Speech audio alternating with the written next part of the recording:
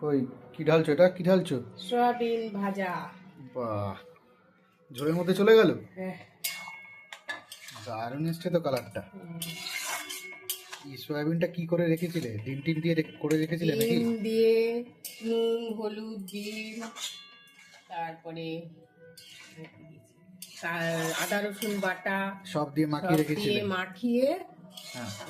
20 minute রেখে দিয়েছিলাম। তারপরে তেলে ভাজলাম, ভেজে তারপরে কষিয়ে সয়াবিন রান্না করলাম। দারুণ টেস্টি। ডিম দিয়ে এই সয়াবিন এই প্রথম খাচ্ছি, হ্যাঁ, খাবো আর কি। যে খাবে না, খায় না সয়াবিন, সেও চেটে চেটে খাবে।